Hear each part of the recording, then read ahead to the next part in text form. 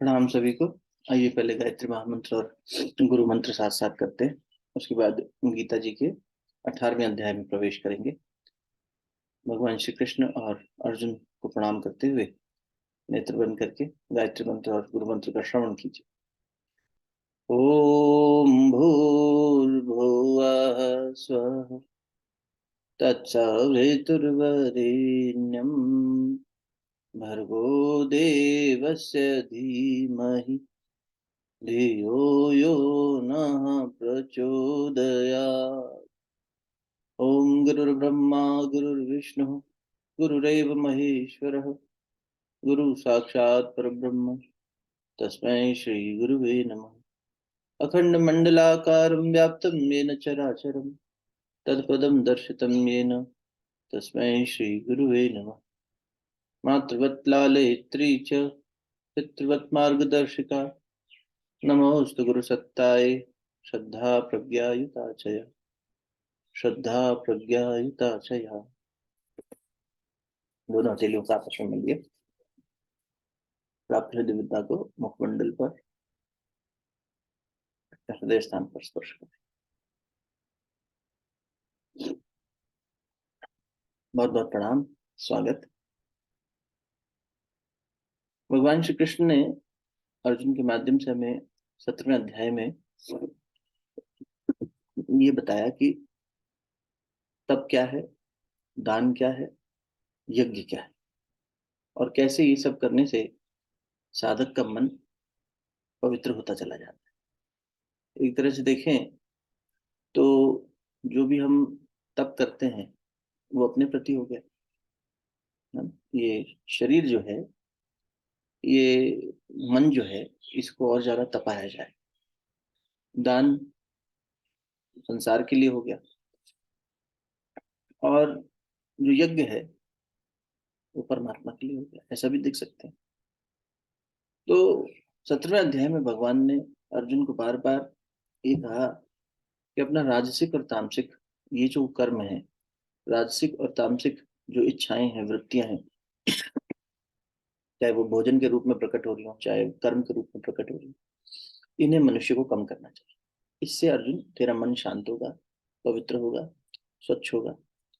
और कहीं ना कहीं यूं कह सकते हैं कि जैसे महर्षि पातंजलि ने यम और नियम रखे थे, तो उसमें जो नियम थे, यम हो गया औरों के प्रति व्यवहार, नियम हो गया निज के प्रति व्यवहार, discipline towards others and discipline towards your own self. ये जब मन में आने लगे और व्यक्ति अपने जीवन की जो चर्या है, यानी आचरण है, तो उस में जीने लगे हर बार इस विचार के साथ, एक उस उद्देश्य के साथ, तो उसका राजसिक और तामसिक जो मन के अंदर वृत्तियां हैं वो उतनी कम होती चली जाएंगी, और वो एक ऐसी स्थिति को पहुंच जाएगा जिसे हमने क्या कहा, भगवान श्री कृष्ण ने ओम तत्सत। तो ये जो स्थिति है ईश्वर में स्थित हो जाने की, ये सात्विकता के साथ साथ जैसे जैसे सात्विकता बढ़ती जाएगी मनुष्य इस स्थिति में पहुंचता चला जाएगा। ये 17वें अध्याय में भगवान ने कहा। अब जब 18वां अध्याय शुरू कर रहे हैं, तो 18वें अध्याय में देखिए अर्जुन एक प्रश्न कर रहे हैं, और अर्जुन सन्यास और त्याग, इनके बारे में दो अलग अलग इस बात को समझना चाहते हैं कि हे भगवान, मुझे ये बताइए कि ये जो सन्यास है, हे महाबाहु, इसके बारे में मुझे बताइए, और ये जो त्याग है इसके बारे में भी बताइए। तो पहले इसका श्लोक देखते हैं और उसके बाद में इसका थोड़ा सा विवेचन दें। नीलम, लेना श्लोक बेटा।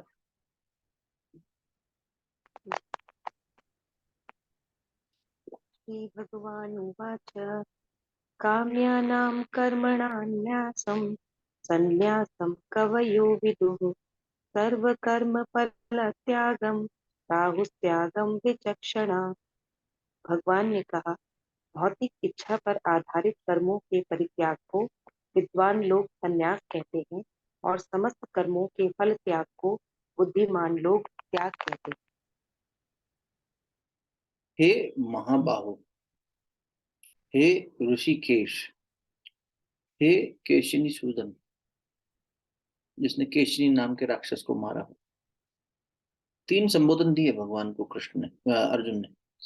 हे महाबाहो, यानी यहाँ एक वॉरियर जैसी बात आ रही है ना। भगवान को और संबोधन भी दिया जा सकता, लेकिन भगवान के महाबली स्वरूप को बता रहे हैं, हे ऋषिकेश और हे केशनिशूदन।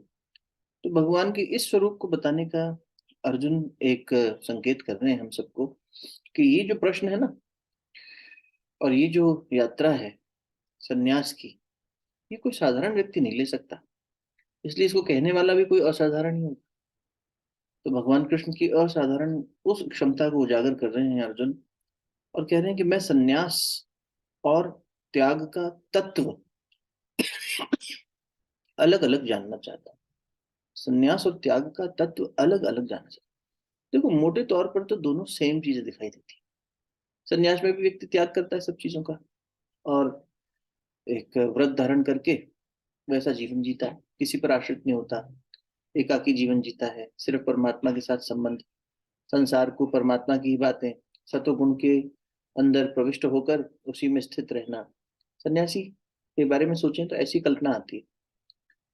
त्यागी, जो त्याग करता हो, सरनेम से त्यागी नहीं कई लोगों को सरनेम त्यागी होता है आचरण से हमारा वर्ण होना चाहिए ना। तो त्याग क्या हुआ? जो व्यक्ति त्याग करना जानता हो, तो त्याग तो सन्यासी भी त्याग ही करता है। तो मोटे तौर पर तो ये लगता है कि दोनों में रिनंसिएशन की बात हो रही है, दोनों में त्याग की बात हो रही है। और हो सकता है कि अर्जुन ने कभी शास्त्र पढ़े हो, सत्संग किया हो, उसमें इसको ये सब समझ में आया हो, ये टर्म्स सुनी हो उसने, और जानना चाह रहा हो कि क्या इन दोनों में कोई भेद भी है या नहीं। कई बार ऐसा होता है ना कि इन दोनों में कोई अंतर है भी कि नहीं, इस दृष्टि से चलो पूछ के देखते हैं। अगर आप पीछे चलेंगे तो अर्जुन ने तीसरे अध्याय में प्रश्न पूछा था कि हे भगवान, कर्मयोग और ज्ञान योग के बीच में अंतर क्या है। पांचवें अध्याय में प्रश्न पूछा था कि हे भगवान, कर्मयोग में और कर्म संन्यास में अंतर क्या है। तो इस तरह से अर्जुन पहले भी कुछ इस ऐसे प्रश्न उठाकर लाए हैं सामने, जिनकी जिज्ञासा के माध्यम से कोई प्राकट्य हो सके और साधक का संशय दूर हो सके।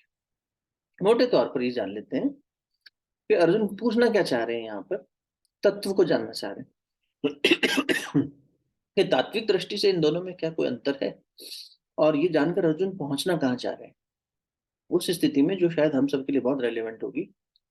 अच्छा, एक और, गीता का 18वां अध्याय सबसे ज्यादा प्रैक्टिकली ओरिएंटेड अध्याय कहा जा सकता है। वो इसलिए भी कि एक तो सारा सारांश इसमें है पूरी गीता का, और दूसरा, गीता जी में अब तक जो बातें हुई, और मान लो कहीं जैसे होता है ना कि कहीं कोई लूज एंड्स हो तो उनको फिर से टाइटन अप कर दिया जाए, क्योंकि ये एकदम आधार बना देगा। इसलिए पहले भी आपसे निवेदन किया था, 16वां, 17वां, 18वां, this is like summary of the whole Gita. 18वें में तो बहुत ही प्रैक्टिकल बातें। तो यहाँ एक बहुत प्रैक्टिकल बात निकल के आ रही है, अर्जुन पहुंचना कहाँ चाह रहे हैं इस प्रश्न के माध्यम से, उस स्थिति में जहाँ हम और आप जाना चाहेंगे। This query is actually to find out when to act and when not to act. कब एक्शन लिया जाए और कब ना लिया जाए, ब्रॉडली वो ये जानना चाह रहे हैं। क्योंकि, और अच्छा प्रश्न है, क्योंकि जो कर्म है उसमें ये क्लैरिफिकेशन होना बहुत जरूरी है। ये जो उसके बारीकियां हैं कर्म की, कि कब किया जाए कर्म, कब नहीं किया जाए, कब एक्शन लिया जाए, कब ना लिया जाए, तो ये जानने के लिए उसकी बारीकी को जानना जरूरी है। तो किसी प्रकार का संशय ना रहे, इसलिए अर्जुन ने ये प्रश्न पूछकर बहुत एक अच्छा रास्ता, एक मार्ग खोल दिया संवाद का भगवान के साथ। और जैसे मैंने कहा, भगवान के लिए वो जिसने सारे अपनी इंद्रियों को जीत लिया हो, उसे ऋषिकेश कहते हैं। ऐसे संबोधन लेके आ रहे हैं। महाबाहो, जो उसके अंदर खूब शक्ति हो, जिसके साथ सामने कोई बड़े से बड़ा शूरवीर ना टिक सके, जिसके पास खूब बल हो, क्षत्रिय बल हो, सब कुछ हो, और जिसने केशी निषूदन, यानी केशी नाम का जो राक्षस था, उसका वध किया। तो जिसने अपनी इंद्रियों पर नियंत्रण कर लिया हो, जो महाबलशाली हो। तो साधक की दृष्टि से देखें तो ये बल किसके लिए चाहिए? हमारे असुर क्या है, केशिनी और ये सब असुर क्या है? हमारे भीतर की वृत्तियां। जिसने अपने अंदर की वृत्तियों को शांत कर दिया हो, जो पूरी तरह से स्ट्रांग वॉरियर की तरह, क्षत्रिय की तरह हो, और जो अपने सधा हुआ हो, जिसकी इंद्रियां सधी हुई हो। तो ऐसे उल्लेख करके भगवान का अर्जुन ने कहा है हमसे कि इस स्थिति में जो पहुंचा हुआ हो, और अनम्यूट हो गया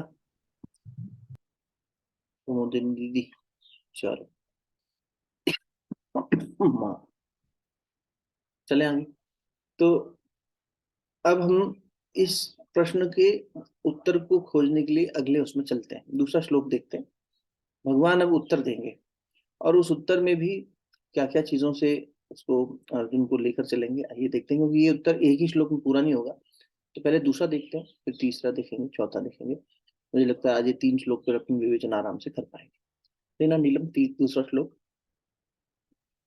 भैया अभी मैंने वो पढ़ा था जो दूसरा वाला था, वो ये पहला था, काम्या नाम कर्म नाम।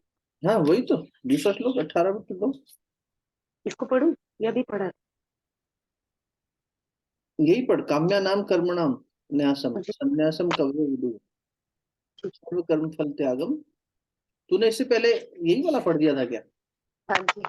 अच्छा अच्छा, मैंने ध्यान ही नहीं दिया। नहीं तो पहले हाँ 18/1 था ना, संन्यास महाबाहु हाँ, वो तत्। प्रश्न था ना, वो नहीं पढ़ा मैंने। अरे ऐसा क्यों? प्रश्न में ही तो बहुत कुछ छुपा होता है। चलो, प्रश्न की हाँ, विवेचना हो गई है। उस श्लोक को एक बार पढ़ दे, क्योंकि श्लोक अधूरा नहीं रहना चाहिए, पढ़ दे उसको। प्रश्न वाला भी पढ़ देती हूँ। हाँ पढ़। अर्जुन उवाच सन्न्यासस्य महाबाहो तत्त्वमिच्छामि वेदितुम् त्यागस्य च ऋषिकेश पृथक् केशिनिषूदनम्। अर्थ भी पढ़ू भैया? हम्म। अर्जुन ने कहा, हे महाबाहु, मैं त्याग का उद्देश्य जानने का इच्छुक हूँ। और हे केशनी सूदन, हे ऋषिकेश, मैं त्याग में जीवन संन्यास आश्रम का भी उद्देश्य जानना चाहता हूँ। मैं ये जानने का इच्छुक हूँ कि तूने पहला छोड़ा क्यों? एक बार आपने पहले कहा था ना कभी किसी अध्याय में कि ये तो प्रश्न पूछा हुआ है, अरे तो जब। लेकिन प्रश्न का महत्व तो है। हाँ अर्जुन के जी। प्रश्न का पूरा महत्व गीता ही तो है। अर्जुन ने प्रश्न पूछा होता तो गीता प्रकट ना हुई होती भाई। हाँ, वो फिर वो अजीब सा लग रहा था क्योंकि मैंने पढ़ा कुछ और ना, आप समझा रहे थे वो मैं प्रश्न वाला। अपना चिंतन में लगा होता हूँ, ध्यान ही नहीं दिया। चल दूसरा देख, अब दूसरा पढ़, काम्या नाम। जी। श्री भगवान उवाच काम्यानां कर्मणां न्यासं सन्न्यासं कवयो विदुः सर्वकर्मफलत्यागं राहुस्त्यागं विचक्षणा। भगवान ने कहा, भौतिक इच्छा पर आधारित कर्मों के परित्याग को विद्वान लोग संन्यास कहते हैं, और समस्त कर्मों के फल त्याग को बुद्धिमान लोग त्याग कहते हैं। अब अगर आप यहाँ पर भगवान की शैली को समझें, बहुत बार प्रश्न सीधा होता है पर उत्तर सीधा नहीं दिया जाता, यानी डायरेक्टली उस आंसर पे नहीं आते। उसका एक प्रिमाइस बिल्ड करते हैं, उसका एक आसपास का कलेवर बनाया जाता है। भगवान श्री कृष्ण ने सीधा उत्तर नहीं दिया। सीधे उत्तर पे आते आते अभी उसके सारांश पे आएंगे, 2-3 श्लोक लेंगे। लेकिन उन्होंने शुरुआत कहाँ से करी? अर्जुन जानना चाह रहे हैं संन्यास और त्याग में अंतर क्या है। भगवान सीधा उत्तर नहीं दे रहे। वो इस तरह से प्रश्न का उत्तर दे रहे हैं कि अर्जुन उस उत्तर को प्रैक्टिकली जीवन में अप्लाई कर सके। और बहुत बार क्या होता है कि हम शब्दों के जो एक उसका वास्तविक व्युत्पत्ति है, या जो उसका ग्रामेटिकल मीनिंग है, उसकी जो सिमेंटिक्स है, उसमें हम लोग फंस जाते हैं। कई बार होता है ना, उसकी जो एकेडमिक वैल्यू है, एक तरह से ये कह सकते हैं, उसमें व्यक्ति खुद को बांध लेता है। लेकिन उसकी थियोरिटिकल उस अंडरस्टैंडिंग से ज्यादा भगवान चाह रहे हैं कि अर्जुन इसे अपनी अप्लाई करे, क्योंकि अभी इसे युद्ध करना है, स्वधर्म का पालन करना है। ऐसा नहीं है कि स्वाध्याय में हमने एक मतलब समझा, साथ बैठकर किसी चीज का सैद्धांतिक चिंतन किया, थ्योरेटिकल एनालिसिस, और फिर उसके बाद प्रैक्टिकल लाइफ में हम उसे अप्लाई नहीं कर रहे, या हमें वो प्रैक्टिकल हो नहीं रहा हमारे लिए। तो कह रहे संन्यास को तो ये कहते हैं, और इसने त्याग को तो ये कहते हैं, इसके अंदर आधारभूत ये अंतर है, और अंतर है तो फिर मैं संन्यास तो नहीं, मेरे लिए त्याग, ये सब नहीं। हम प्रैक्टिकली उस चीज को जीवन में अप्लाई कर सकें, इस दृष्टि से भगवान अब उसको एक कलेवर बना के बता रहे हैं। तो ऑलमोस्ट भगवान एक तरह से ये संकेत कर रहे हैं कि अर्जुन, तो इस बात की चिंता मत कर कि संन्यास और त्याग में अंतर क्या है, अभी के लिए तो इस बात की चिंता मत कर। क्योंकि सीधा उत्तर दे सकते थे, देख सन्यासी से कहते हैं त्याग से। अब वो कह रहे हैं कई विद्वान काम में कर्मों के त्याग को सन्यास समझते हैं, कई विद्वानों का तो ऐसा कहना, और कई विद्वान त्याग कहते हैं। कोई तो इसको सन्यास कह देते हैं, कई इसको त्याग कहते हैं। कई विद्वान ऐसा कहते हैं कि नहीं, कई विद्वान काम में कर्मों के त्याग को सन्यास समझते हैं, और कई विद्वान संपूर्ण कर्मों के फल त्याग को त्याग कहते हैं। कुछ कहते हैं कि जो काम में कर्म है, अभी समझेंगे काम में कर्म क्या होता है, उसको तन्यास सन्यास कह देते हैं कि उसको छोड़ दो। और कुछ कहते हैं कि कर्मों का फल जो है उसको त्याग कर दो, तो उसे त्याग कहते हैं। कई, अब वो तीसरा श्लोक भी अगर देखेंगे तो उसमें मनीषियों की बात आएगी कि कई मनीषी ऐसा कहते हैं कि कर्मों को दोष की तरह छोड़ देना चाहिए। और कई विद्वान ऐसा कहते हैं कि दान और तप रूप कर्मों का त्याग नहीं करना चाहिए। तो भगवान ऐसा आगे मनुष्यों की बात करेंगे। पहले यहाँ देखते हैं कि उन्होंने कहा काम्यानाम कर्मणाम न्यासम, न्यास संन्यास, संन्यासम कवयो विदु, विदु, विदु मने समझना, सर्व कर्म फल त्यागम प्राहुस्त्याग्यम विचक्षणा, सर्व कर्म फल त्यागम, कर्मों का फल त्याग कर देना। तो भगवान कह रहे हैं कि इसको एनालाइज करने से पहले ये समझ लेते हैं कि अच्छा, हम ये इसमें और चलें उससे पहले थोड़ा सा कर्मों का क्लासिफिकेशन समझना जरूरी है। कर्म यानी एक्शन, हमारा इंग्लिश में कहें तो हम जो कर्म कर रहे हैं, जो एक्शन ले रहे हैं, वो दो आधार पर, अगर हम बिल्कुल मौलिक चिंतन करके देखें, दो आधार पर वी कैन डिटरमाइन। किस आधार पर? एक, हमारा वर्ण क्या है, वर्ण मतलब व्यवसाय क्या है, प्रोफेशन क्या है, और दूसरा हमारा आश्रम क्या है। समझ रहे हो ना? आश्रम माने गृहस्थ आश्रम में है या हम ब्रह्मचर्य आश्रम में हैं, कौन से आश्रम में हम जीवन के हैं, कौन से पड़ाव पर हम जीवन के हैं, वो, और क्या हमारा वर्ण है, क्या हमारा प्रोफेशन है, यानी कि हम क्षत्रिय हैं कि हम ये है कोई वैश्य है, क्या हमारा प्रोफेशन क्या है, हम कार्य क्या कर रहे हैं। इस आधार पर हम देख सकते हैं कि जो ये दो फैक्टर्स हैं, ये हमारे कर्म के लिए हमें मूलतः प्रेरित करते हैं। तो इस आधार पर देखें तो कर्म हम तीन प्रकार से विभाजित कर सकते हैं। इन दो फैक्टर्स के आधार पर देखें तो कर्मों को तीन चीजों में विभाजित किया जाता है, तीन विभिन्न प्रकार में। एक नित्य कर्म, नित्य कर्म कौन से हुए? जो हम नित्य करेंगे, नित्य कर्म कह लीजिए। एक गृहस्थ के लिए नित्य कर्म क्या होगा, सोच के बताओ।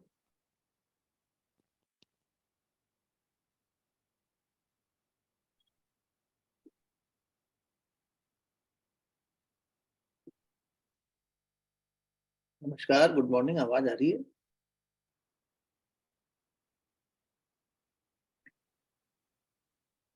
नित्य कर्म, नित्य माने ऑब्लिगेटरी ड्यूटीज, चलो इंग्लिश में जिनको समझ में आता है, नित्य माने जो ऑब्लिगेटरी ड्यूटीज करनी है, उनसे जो हमारा जो कर्म बना। दूसरे तरह का कर्म हो जाता है काम में कर्म। काम में कर्म का मतलब हो गया कि जो जिसमें हमारी कामना छुपी हो, करने के पीछे कामना, है ना। ये नित्य नहीं है। जैसे सुबह से शाम तक आप देखो, कुछ कर्म हमारे नित्य कर्म है, हमें करने करना है। कुछ ऐसे हो गए जो हमारी कामना है इसलिए हम कर रहे हैं। चाहिए जैसे होना क्या चाहिए, स्वाध्याय नित्य कर्म होना चाहिए, लेकिन बहुत लोग सिर्फ कामना होती है तब करते हैं, होना तो ये नित्य कर्म चाहिए। एक एग्जाम्पल, अदरवाइज एक्सेप्शनल एग्जाम्पल दे रहे हैं, तो हम वापस अपने बेसिक डिस्कशन पे आते हैं। रोजमर्रा के जीवन में किए गए कार्य नित्य कर्म हो गए, ऑब्लिगेटरी ड्यूटीज, ठीक। तीन तरह के कर्म समझिए। दूसरा कर्म क्या हुआ कि जो मुझे मेरे कामनाओं से प्रेरित होकर किया मैंने, काम में कर्म। यहाँ पर क्योंकि आया ना काम्या नाम कर्मणा, तो इसलिए हम समझने की कोशिश कर रहे हैं कि पहले तो कर्म समझें। और तीसरा हो गया निषिद्ध कर्म। निषिद्ध लिख लीजिएगा कहीं नोट्स बना रहे हो तो। निषिद्ध कर्म, निषिद्ध किसे कहते हैं? प्रोहिबिटेड एक्शंस, जो नहीं किए जाने चाहिए। ये किस आधार पर बात हो रही है? क्लासिफिकेशन ऑफ कर्म बेस्ड ऑन कि हमारा जीवन का पड़ाव क्या है, फैक्टर्स क्या है, हम किन आधार पर कर्म कर रहे हैं, जीवन के किस पड़ाव पर हम हैं, एक, और जीवन में हमारा वर्ण यानी हमारा प्रोफेशन, हमारा व्यवसाय क्या है। हम गृहस्थ में हैं, हम काम करते हैं, नौकरी करते हैं, हम बूढ़े हो गए हैं, हम जवान हैं, हम विवाहित हैं, हम अविवाहित हैं, हम माता पिता बन चुके हैं, नहीं बन चुके हैं, पड़ाव अलग अलग है ना। इस आधार पर अब हम देख रहे हैं कि हमारा कर्म प्रेरित होता है इन चीजों से और इस पर प्रभाव पड़ता है। अब ये देख लेते हैं कर्म हो कितने तरह के रहे हैं, तो बोले 3 तरह के हो रहे हैं। एक नित्य कर्म, तो जो एक गृहस्थ है उसका नित्य कर्म अलग हो जाएगा, एक सन्यासी का नित्य कर्म अलग हो जाएगा, आश्रम अलग अलग है। और एक बाल्य अवस्था में जो है, किशोरावस्था में, उसका कर्म अलग हो जाएगा, नित्य कर्म डेली। ऐसे ही आप सोचो कि जो निषिद्ध कर्म है, तो जो सन्यासी होगा, जो वानप्रस्थी होगा, या जो एक स्थिति में होगा, उसको कहा जाएगा, नहीं सन्यासी मतलब बूढ़ा नहीं है, यंग सन्यासी भी होते हैं, तो ये कर्म वो निषिद्ध मान के नहीं करेगा। एक गृहस्थी है, तो परिवार का नियोजन करना, संतान उत्पन्न करना, उसके लिए हो सकता है कि सही कर्म हो, तो गृहस्थ में है।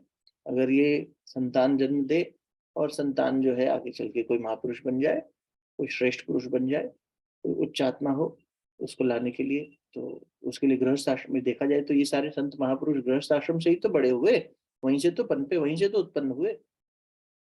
कहीं ना कहीं तो विवाह की गरिमा को बनाते हुए गृहस्थी में प्रवेश करके ही तो इनका आह्वान किया गया। तभी तो ये संत महात्मा महापुरुष है। बुद्ध भी तो, बुद्ध बनने से पहले सिद्धार्थ भी तो किसी के कोख में जन्मे ही थे। इसलिए तो गुरुदेव ने कहा कि गृहस्थ जो है सभी आश्रमों में सबकी माँ है, इससे ही पनपते हैं। सन्यासी भी इसी से पैदा हुए। तो उस दृष्टि से, लेकिन अब जब सन्यासी पैदा हुए तो वही भुवनेश्वरी देवी है, वो गृहस्थी का जीवन जी के दिखा रही है, और उन्हीं का बेटा विवेकानंद पूर्ण सन्यासी का जीवन जीना चाह रहा है। तो अब इसके लिए कर्म निषिद्ध हो गए ना, कुछ चीजें यहाँ निषिद्ध हो गई, कुछ चीजें यहाँ हो गई। यहाँ नित्य कर्म में कुछ अलग चीज आ जाएगी, यहाँ अलग आ जाएगी। दोनों केसेस में एक ही परिवार, दोनों तपस्वी, लेकिन दोनों के नित्य कर्म अलग अलग हो गए। तो ये इस आधार पर समझो कि इसी एक एग्जाम्पल इसलिए दिया कि हम ये समझ सकें कि हमारी अवस्था और हमारी व्यवस्था के आधार पर हमारे कर्मों में ये फर्क आता है। तो मैंने आपसे निवेदन ये किया कि एक गृहस्थ के लिए क्या कर्म है, तो बोले अपने परिवार को चलाना, ये उसकी ऑब्लिगेटरी ड्यूटी है, ये उसका नित्य कर्म है, इसे करना ही है ना। अगर वो गृहस्थी में रहना चाहता है तो, अगर वो गृहस्थी से हटके जैसे कहता नहीं मुझे गृहस्थी से मुझे अब आगे वानप्रस्थ में जाना है, तो फिर उसके अलग हो जाएगा। संन्यास लेना है, अलग हो जाएगी अवस्था, वहां बदल जाएगा नित्य कर्म। म्यूट रखिए भैया अपने आप को।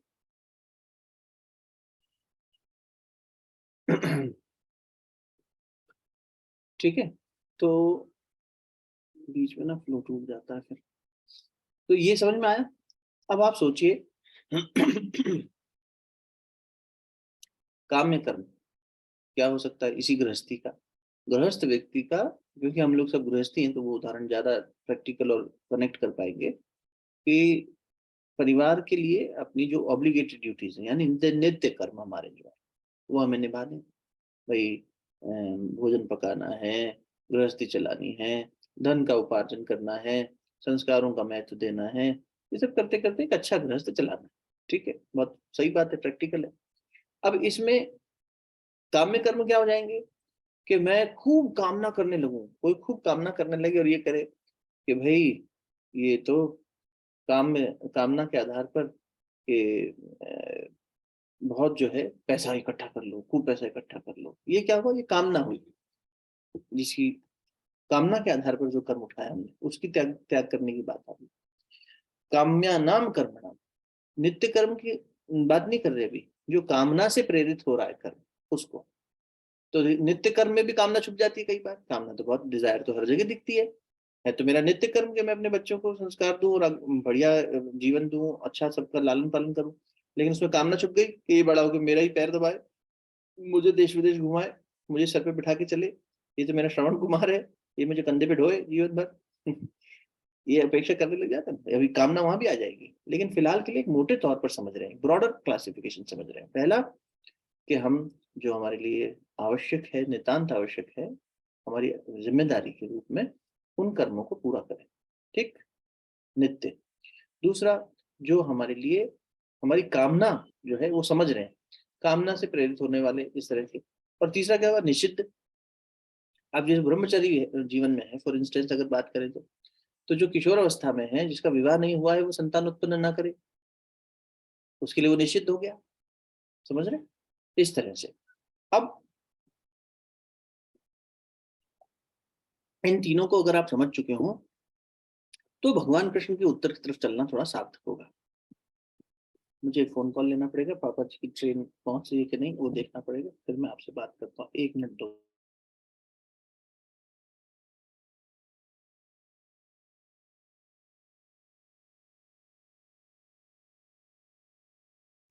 तब तक अपना चिंतन बनाए रखिए कि ये जो 3 कर्म हैं अपने ऊपर अप्लाई करिए। अब आप जीवन में मान लीजिए वृद्धावस्था में है या किसी ऐसी अवस्था में है जहाँ हो सकता है कोई किशोरावस्था में भी हो, तो सोच कर देख।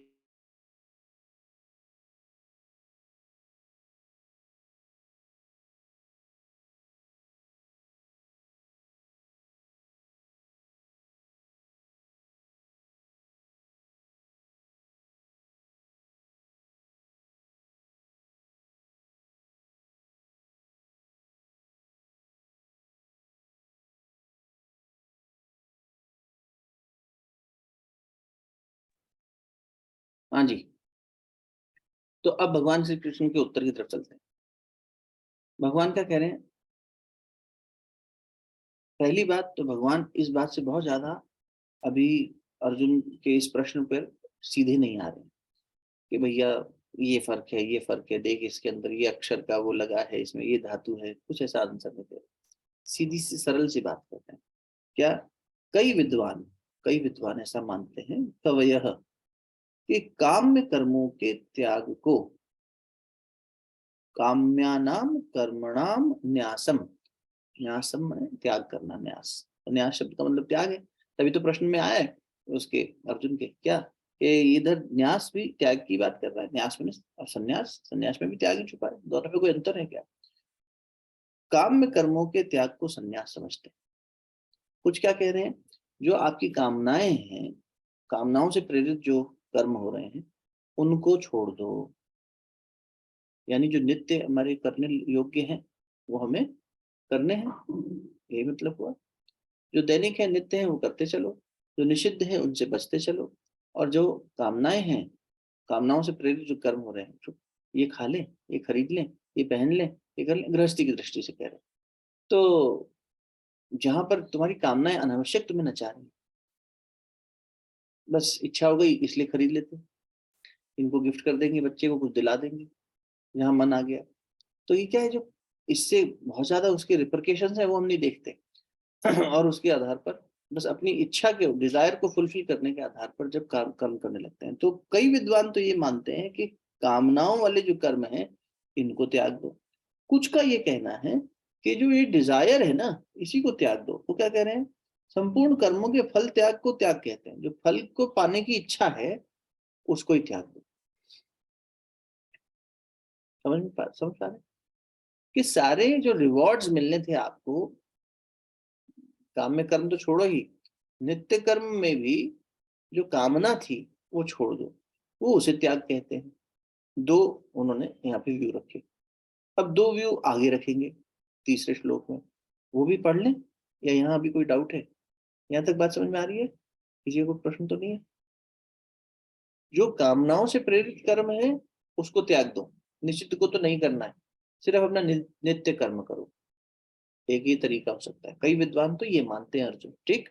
दूसरा तरीका ये देख ले, कुछ लोगों का ऐसा मानना है कि जो संपूर्ण कर्म हम कर रहे हैं उनके फलों के इच्छा का, जो फल की इच्छा हम करते हैं उसका ही त्याग कर दें।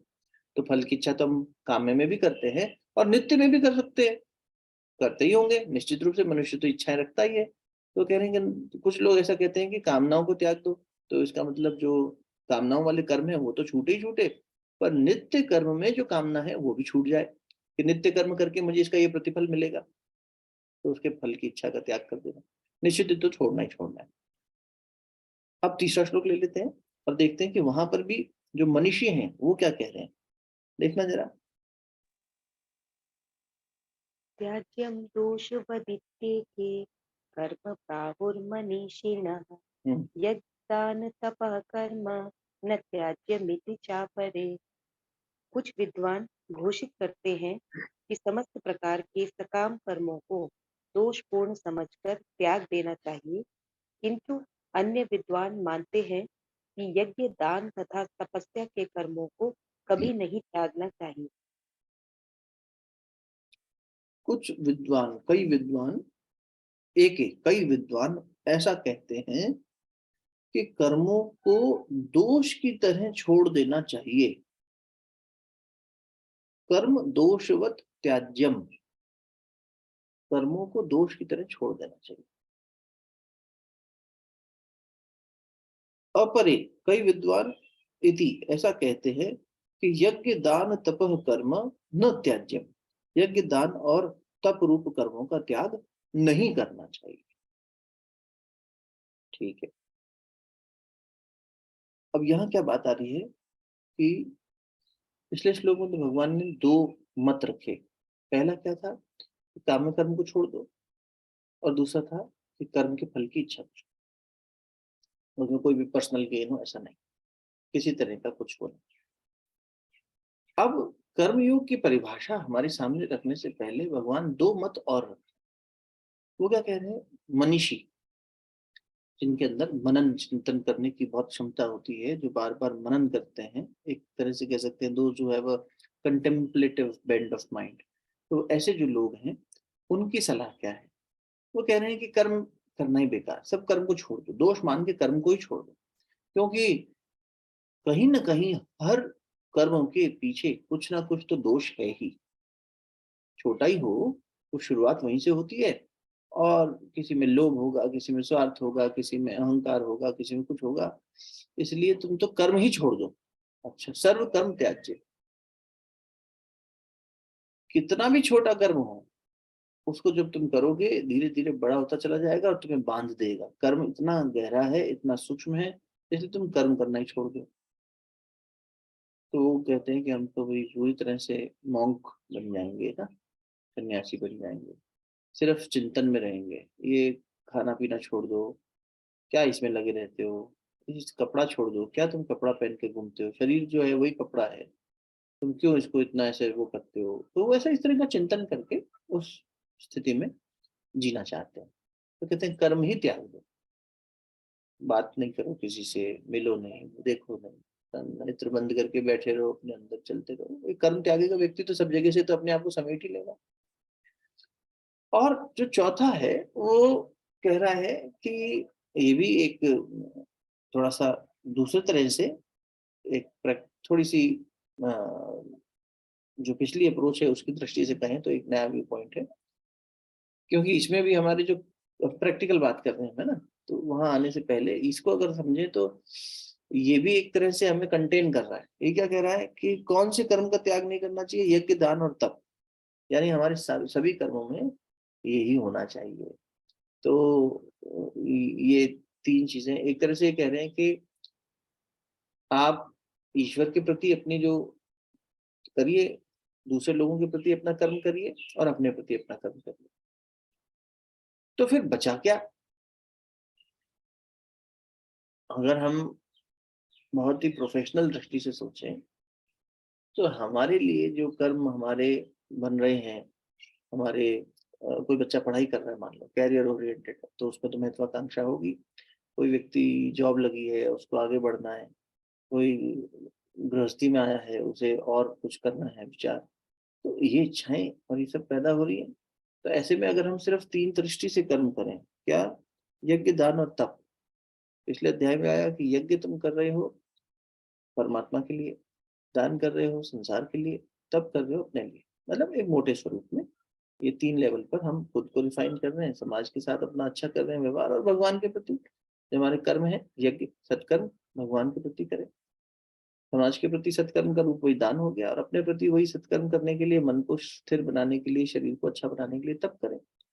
तो अब ऐसे में कोई ये पूछ सकता है कभी कि माता जी पिताजी आपके लिए तो गीता जी है, हमारे लिए नहीं है, हमें तो कैरियर बनाना है तो हम क्या करें? आप ये कह रहे हो कि सारे कर्म त्याग दो? नहीं, हम तो सारे कर्म नहीं त्याग सकते। ये तो हम हमारे लिए भी, हम भी कोई कहेगा कि तुम गृहस्थ में हो, सब कर्मों, जो मनीषी कह रहे हैं तीसरे श्लोक में, सारे कर्मों में कोई ना कोई दोष त्याग दो।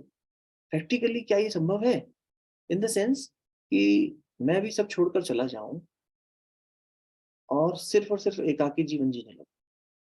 तो इस संसार में हम एक गृहस्थ जीवन के साथ में अभी निर्वहन कर रहे हैं, या किशोरावस्था में है, या वृद्धावस्था में भी आ गए हैं, तो भी हो सकता है कि मैं कोई जिम्मेदारी अपने नित्य कर्म के रूप में निभा रहा हूँ अपने घर परिवार के प्रति। ऐसे में सब छोड़कर चले जाना, क्या ये भी न्यायोचित है? गीता जी तो हमें स्वधर्म के पालन करने की बात कह रही है। गीता जी तो कर्म योग को युद्ध भूमि में खड़ा होकर सिखा रही है। तो गीता जी तो ये नहीं कह रही है कि कोई भी कर्म त्याग कर। तो अभी क्या करेंगे, भगवान नलिफाई करेंगे यहाँ। 4 व्यू पॉइंट्स रखे उन्होंने। अब इसमें से कहेंगे अब अर्जुन को युद्ध करना है। अर्जुन को ये मनीषी वाला कह देंगे क्या, सब छोड़ के? तो अर्जुन कहेगा अच्छा चलो, मैं तो यही कह रहा था शुरुआत में आपसे। मैंने आपसे और क्या कहा था, सब छोड़ देते। हाँ, ये अलग बात है कि मैंने कायरता के आधार पर कहा होगा, या मैंने एक मेरे मोह और ममता के आधार पर कहा होगा कि मैं अपने गुरुजनों से कैसे युद्ध करूं, स्वजनों से कैसे युद्ध करूं। लेकिन भगवान, वो स्थिति अब बदल गई, तो let's choose this. We can still quit not to fight. धर्म की स्थापना ये लोग करने दो, धर्म धर्म क्या है, आप और मैं चलते हैं। मनीषी यही तो कह रहे हैं। तो अब भगवान यहाँ इसलिए क्या है, पहले उसको सारे उन्होंने ये बताया कि देखो लोग इस तरह से चिंतन, इस तरह से मत है, ओपिनियंस है, दीज आर दी ओपिनियंस। अब इन ओपिनियंस को भगवान अपना स्टैंपिंग किस पे करने वाले हैं, वो अगला श्लोक बताए। समझ में आ रहा है? मुश्किल तो नहीं हो रहा? व्यवहारिक बात कर रहे हैं। और सिद्धांतिक भी पढ़ेंगे, कल बैठेंगे तो थोड़ा इसका और। अब कर्म जो है ना, अभी 3 प्रकार के आपको बताए, और रिफाइंड देखोगे तो थोड़ी 5 तरह के कर्म भी आते हैं, वो भी व्याख्या आती है कि नित्य कर्म, नैमित्य कर्म, इस तरह से। तो वो भी चलेंगे, लेकिन अभी मोटा एकदम प्रैक्टिकल अप्रोच के हिसाब से देखो। चौथा श्लोक देखिए बेटा। दार्शनिक विद्वानों के मत रखे भगवान ने, 4 मत रखे, अब भगवान अपना मत रखेंगे। निश्चयं शृणु मे तत्र त्यागे भरत सत्तम त्यागो हि पुरुष व्याघ्र त्रिविध संप्रकीर्तितः। हे भरत श्रेष्ठ, अब त्याग के विषय में मेरा निर्णय सुनो। हे सुना हे सुना। नर हे नर शार्दूल, शास्त्रों में त्याग 3 तरह का बताया गया। तो अगला भी पढ़ दे, 3 तरह का क्या है। यज्ञ दान तपः कर्म न त्याज्यम कार्यमेव तत्। यज्ञोदानं तपश्चैव पावनानि मनीषिणाम्। यज्ञ, दान तथा तपस्या के कर्मों का कभी परित्याग नहीं करना चाहिए, उन्हें अवश्य संपन्न करना चाहिए। निसंदेह यज्ञ, दान तथा तपस्या महात्माओं को भी शुद्ध बनाते। चलो फिर से हम चौथे पे चलते हैं। हे भरत वंशियों में श्रेष्ठ अर्जुन। आप देखो, हमेशा आपसे निवेदन किया है, बात अब तक आप समझ गए हैं। जिसका जैसा संबोधन होता है, जिस क्वालिटी का, इसका मतलब अब इस बात को वैसे संभालना। अरे तुम इतने भरतवंशी में श्रेष्ठ हो, तो तुम्हें श्रेष्ठ बात बता रहा हूँ। एक तरह से ये भी जैसे काव्य सम्मेलन में होता है ना, तो जब कोई भारी शेर पढ़ा जाता है या कविता पढ़ी जाती है, तो कहने वाला कहता है इसको आप कोशिश करिएगा अच्छे से संभाल सकें, क्योंकि ये इसके लिए अलग चिंतन चाहिएगा, ये कोई ऐसे हल्की बात नहीं कह रहा। तो ऐसे ही भगवान जो है इनसे कह रहे हैं, तू भरतवंशियों में श्रेष्ठ है तू। और तूने बहुत सुंदर प्रश्न पूछा। अब सुन, ध्यान से सुन, सुनो, अब उसका मन वापस ध्यान से सुनो। ये कह रहे हैं, संन्यास और त्याग, इन दोनों में से पहले त्याग के विषय में मेरा निश्चय सुनो। अब दोनों को अलग अलग करके बताएंगे। क्योंकि हे पुरुष श्रेष्ठ, त्याग 3 प्रकार का कहा गया है। अब इसमें 3 प्रकार का जो कहा गया है 5वें श्लोक में, वहां जाने से पहले हम यहाँ कर्मयोग की जो बात भी कर रहे थे, 3 प्रकार के कर्म की जो बात आ रही थी, भगवान कृष्ण ने जो उत्तर दिया, उसमें जाने से पहले इनके मेरिट्स को डिस्कस कर लेते हैं। हमने 3 चीजें देखी उसके व्यवहारिक। सबसे पहले एक मनुष्यों का जो एक्सट्रीमिस्ट पॉइंट ऑफ व्यू था, वो क्या था कि भैया सब काम छोड़ दो, हर कर्म में दोष है, ये करना भी छोड़ ही दो, सब छोड़कर एक एकांत में चल जाओ। तो भाई ये हमने पिछले अध्यायों में भी देखा है कि भगवान ने खुद कहा है कि मनुष्य के शरीर में यदि कोई आया है, तो बिना कर्म किए रहे ऐसा तो संभव नहीं है, कोई ना कोई कर्म तो होगा ही होगा। तो ये जो व्यू पॉइंट है, ये इम्प्रैक्टिकल हो गया हमारे लिए, इसको हम फिलहाल के लिए रिजेक्ट कर सकते हैं। इससे थोड़ा सा less extremist point of view क्या था कि जितने भी तुम्हारे जो कर्म है, जो सेल्फिश कर्म, मतलब अपने लिए उनको छोड़ दो। या तो भगवान के लिए करो, या संसार के लिए करो, यज्ञ दान और तप, यही करो। तो यहाँ भी लगता है कि यार फिर अब जो मैं अपने लिए कुछ करना चाहूँ तो करूँ कि नहीं करूँ, मतलब तब ही करूँ सिर्फ। तो थोड़े समय के लिए हम इसको भी रोक सकते हैं, एक बार फिर साइड में रख सकते हैं, रिजेक्ट नहीं करना, साइड में रखते हैं। 2 व्यू पॉइंट्स हमारे लिए बचते हैं। कौन कौन से? एक जो जो कि दूसरे श्लोक में आए थे, एक ये कि हम अपने जो नित्य कर्म है उसके आधार पर सारे संसार के साथ निर्वहन करें, चाहे हम ऑफिस में हो, चाहे घर में हो, चाहे किसी भी वर्ण व्यवस्था में हो, चाहे किसी भी आश्रम व्यवस्था में हो। हमारे जो नित्य ड्यूटी है, नित्य कर्म है, उनके प्रति, टुवर्ड्स दी फेलो ह्यूमंस, उनके प्रति हमारा जो एक ऑब्लिगेशन है, एक नित्यता है, वो बनाई रखें। और भगवान के साथ में और अपने साथ में भी हमारा जो नित्यता है वो बनी रहे। भगवान के साथ भी नित्य कर्म बने, हमारे साथ एक व्यवहारिक व्यवस्था ये हो सकती है। दूसरा ये कि हमारे पास दो बच रहे हैं, है ना। दूसरा ये बच रहा है कि हम कर्म के पीछे छुपे हुई कामना का त्याग। अब भगवान यहाँ पर अर्जुन को प्रशंसा करते हुए उसकी एक स्थिति, मनस्थिति बना रहे हैं, क्योंकि कर्मयोग जो है वो अर्जुन ने जो पूछा है, अर्जुन के माध्यम से हमें भगवान संबोधित कर रहे हैं हर बार कि इसे समझने के लिए तुम्हें अपनी श्रेष्ठता को समझना होगा। तुम मनुष्यों में श्रेष्ठ हो भाई, तुम मनुष्य हो, तुम श्रेष्ठ हो, तुम ही समझ सकते हो, और कोई नहीं समझेगा। तो अर्जुन को दो यहाँ पर टाइटल दिए भगवान ने, हे भरत सत्तम, भरत सत्तम, और दूसरा दिया पुरुष व्याग्र, यानी पुरुषों में श्रेष्ठ, मनुष्यों में श्रेष्ठ, पुरुषों में श्रेष्ठ। और ये कहा कि त्याग जो है वो तीन प्रकार का, सात्विक, राजसिक और तामसिक। हालांकि पिछले अध्याय में ये बातें आ गई हैं, पर भगवान अब त्याग की दृष्टि से, वहां यज्ञ, दान और तप की बात आई थी, अब त्याग को भी तीन दृष्टि से भगवान यहाँ क्लासिफाई करेंगे, और इसके ऊपर काफी चर्चा भी होगी। ठीक है, पांचवा क्या आया? पढ़ चुकी है ये, हम लोग इसका भाव समझ लेते हैं। यज्ञ दान तपः कर्म न त्याज्यम कार्यमेव तत् यज्ञो दानम तपश्चैव पावनानि मनीषिणाम। यज्ञ, दान और तप रूप कर्मों का त्याग नहीं करना चाहिए। अब ये भगवान का निश्चय है, is not sharing any opinion here, ठीक है। ओपिनियन शेयर कर दी उन्होंने, अब वो एक तरह से ये पूछ रहे हैं, ये अपना निश्चय सुना रहे हैं। यज्ञ, दान और तप रूप कर्मों का त्याग नहीं करना चाहिए, प्रत्युत उनको तो करना ही चाहिए, क्योंकि यज्ञ, दान और तप, ये तीनों ही कर्म मनुष्यों को पवित्र करने वाले हैं।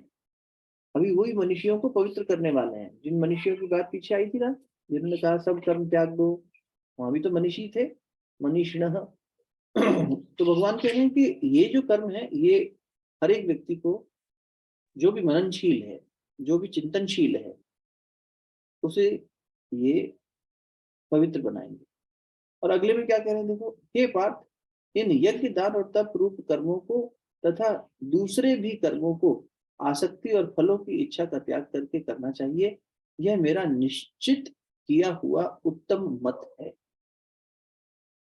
अगले श्लोक में ये कह रहे हैं, हे पार्थ, इन यानी यज्ञ, दान और तप रूप जो कर्म है, इन कर्मों को तथा दूसरे भी कर्मों को आसक्ति और फलों की इच्छा का त्याग करके, अब कोई यही कर रहा हो यज्ञ, दान और तप, लेकिन उसमें फल की इच्छा हो या आसक्ति हो, तो हम पीछे पढ़ चुके हैं ना कि यज्ञ, दान और तप भी जब फल की इच्छा से किया जा रहा है तो राजसिक है, और जब तामसिक उद्देश्य से किया जा रहा है तो तामसिक है।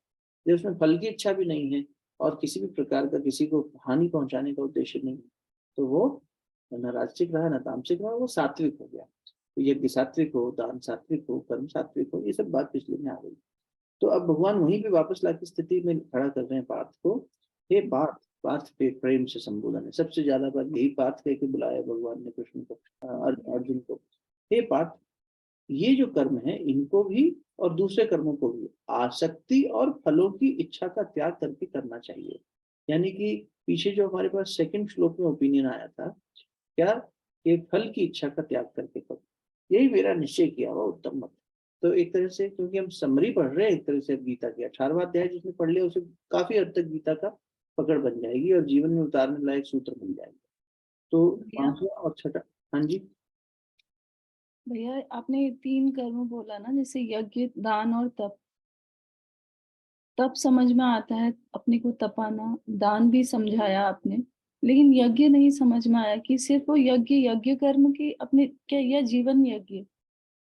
एक बात बताओ, तुमने 17वां अध्याय पूरा पढ़ा था साथ में? जी 17वां पूरा हो गया था? जी, हाँ, तो सत्रवा। तुमने चर्चा की थी बेटा। जब आप यज्ञ की बात कर रहे हो, दान की बात कर रहे हो और तप की बात कर रहे हो, तो यज्ञ समझ में आया तेरे को अच्छे से? समझना चाह रही हूँ कि यज्ञ यज्ञ में डाउट आ रहा है कि यज्ञ बेसिकली सत्कर्म। पिछले अध्याय में अपन ने उसको तरह से बात किया था कि यज्ञ क्या है। गुरुदेव ने भी यही स्थापित किया कि यज्ञ का मतलब गायत्री मैंने सच्चिंतन, यज्ञ मैंने सत्कर्म। तो यज्ञ जब हम कर रहे हैं, कर्म जब हम कर रहे हैं, और उसमें एक तो विधिवत तरीके से देखें तो क्या हुआ, यज्ञ मतलब जो हम इस तरह से यज्ञ कर रहे हैं, इसमें भी यज्ञ से भगवान प्रकट हुए ना, यज्ञ से द्रौपदी प्रकट हुई, यज्ञ से भगवान प्रकट हुए, रंगी ऋषि के यज्ञ से ही तो रामचंद्र जी का जन्म हुआ और उनके भाइयों का। तो यज्ञ से किसी श्रेष्ठता का उत्पन्न होना, तो वो एक कर्मकांडीय स्वरूप भी दिखता है कि जब व्यक्ति यज्ञ करेगा तो उससे परमात्मा चेतना या श्रेष्ठ चेतना का उदय होगा। वही बात जब हम कर्मों की दृष्टि से देखते हैं तो सत्कर्म को ही यज्ञ कहते हैं। जीवन में हम सत्कर्म करते चलें, और यज्ञ करने में तप लगता है। यज्ञ करने बैठो, अगर प्रैक्टिकली भी देखो तो यज्ञ क्या है, अग्नि जैसे अग्नि के पास बैठेंगे, थोड़ी देर बाद गर्मी लगेगी, सब कुछ होगा, लेकिन व्यक्ति उस तप को सहन करता है, आहुति देता है, अपनी श्रद्धा बनाए रखता है। इसी तरह से वो हमें प्रेरणा दे रहा है कि जीवन में भी यज्ञ जब जीवन हो जाएगा तो व्यक्ति को बहुत तरह के तप करने पड़ेंगे, आहुति देनी पड़ेगी बहुत बार, और अपने अपनी इच्छा बाद में, पहले दूसरे की इच्छा, पहले परमात्मा की इच्छा, फिर मेरी इच्छा। अगर इस तरह से सोचेगा तो उसके अंदर उसको तप करना पड़ेगा ना। तो ये जो तपस्या है, ये यज्ञ तो हुई एक तरह से। अब इसलिए ये तीनों चीजें जुड़ी हुई हैं। यज्ञ, दान और तप को अगर आप देखेंगे तो यज्ञ में दान भी दिया जाता है, यज्ञ में ही तप भी है। तप को अगर आप देखोगे तो तपस्या करते समय यज्ञ कार्य भी हो रहा है और दान कार्य भी हो रहा है। और दान को अगर आप देखोगे तो उसमें भी यज्ञ छुपा हुआ है, सत्कर्म छुपा हुआ है दान में भी। और इसीलिए भगवान ने उन तीनों को अलग अलग एक्सप्लेन किया। यहाँ पर भी अर्जुन ने वो प्रश्न इसलिए उठाया कि वहां तीनों के अंदर इतना एक रूपता होते हुए भी विभिन्नता थी। यहाँ एक संन्यास और त्याग की बात और समझा दीजिए, तो भगवान ने इनकी भी। और त्याग और संन्यास भी क्या है, ये कर्मयोग की दृष्टि से ही है ना। ये नहीं है कि मैं त्याग करके सब कुछ छोड़कर चला जाऊं।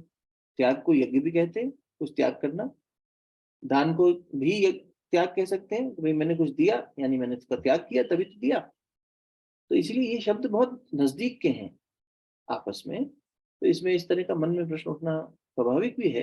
अर्जुन के मन में भी वैसे ही उठा कि दो ये सब मिलते जुलते से लगते हैं। भगवान अभी इसीलिए कहेंगे कि तू एक काम कर ले। ये सारी चीज में निश्चयात्मक क्या कह रहे हैं कि तेरे को जो भी नित्य कर्म करने हैं, जो भी जो ये है करने लायक, वो बिना इच्छा के कर, बस इतना कर ले, बिना फल की इच्छा के कर। सलाद नहीं छूट गया तेरा? शायद लिख रही है उसमें सलाद हो गया। सलाद कुछ छूट गया मुझसे। मैं सोच रहा हूँ तो कह रही है सब सलाद जैसा है। इसमें सब एक जैसा लग रहा है। नहीं नहीं। तो यज्ञ, दान और तप, इन तीनों में ये निश्चय, मेरा निश्चय सुन। निश्चय क्या है, हे पार्थ, ये जो कर्म है, इन कर्मों को तथा दूसरे भी सभी कर्मों को आसक्ति और फलों की इच्छा, तो इसलिए भगवान ने एकदम सिंपल कर दिया।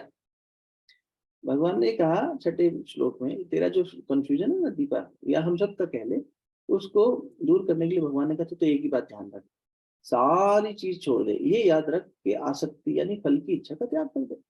कर्मयोग यही था गीता जी का सार। अगर आप किसी से पूछेंगे कर्मयोग की दृष्टि से क्या कहा गया है, तो एक लाइन में यही कहेगा कि फल की इच्छा त्याग करके कर्म कर। ये हम लोग भी बचपन से सुनते आए होंगे, जो लोग गीता में रुचि रखते होंगे या बड़े बुजुर्ग ऐसा पढ़ते होंगे। तो कर्मयोग की दृष्टि से ये सारांश, ज्ञानियों की दृष्टि से दूसरा सारांश, ज्ञानी को ऐसा आचरण करना चाहिए, भक्ति योगी का ऐसा। तो भगवान ने सभी का एक बहुत स्ट्रॉन्ग एस्टेब्लिश कर दिया है कि मेरा निश्चय ये। तो यहाँ भगवान का निश्चय ये है कि हम कर्म करें, चाहे नित्य कर्म हो, निषिद्ध करने नहीं है, नित्य हो, और चाहे अपने लिए हो, उनके अंदर ये भाव हो कि फल की इच्छा नहीं हो, और त्याग भाव से उसको किया जाए। कोई और बात? चले तो अपने कर्म से अटैचमेंट को छोड़ना, राग से मुक्ति का फल त्याग। देखो, त्याग करने का मतलब क्या हुआ, और राग आया कहाँ से? राग है तभी तो त्याग की बात आ रही है। राग जो अटैचमेंट आ रहा है वो कहाँ से आया? जब हम अपने कर्म करते हैं, एकदम व्यवहारिक सोच कर देखो, तो राग किस चीज का होता है, सोच के बताओ। अटैचमेंट जिसकी छोड़ने की बात की जा रही है, वो अटैचमेंट कहाँ होता है? मतलब जब आपने कोई कर्म किया, आपने परिवार के लिए बहुत सुंदर भोजन बनाया, Results and appreciation. ठीक, बहुत सुंदर, यानी उसका जो रिजल्ट है उससे मेरा कुछ रिवॉर्ड जुड़ा हुआ है, चाहे वो एप्रिसिएशन के रूप में आए, चाहे जैसा मैं चाहती थी वैसा बन गया। आई वांटेड कि ये कार्य खत्म होने पर ये इसका रिजल्ट आए, वैसा आ जाए। एक तो ये हो गया, राइट, कि I want this to be in a certain way, और ये ऐसा हो जाता है तो मुझे लगता है कि कार्य सफल हुआ। तो मेरा अटैचमेंट कहाँ है? जैसा मैंने सोचा वैसा ही वो खत्म हो, वैसा ही वो पूर्ण हो, है ना? और एक सर्टेन तरीके से चीजें होनी चाहिए।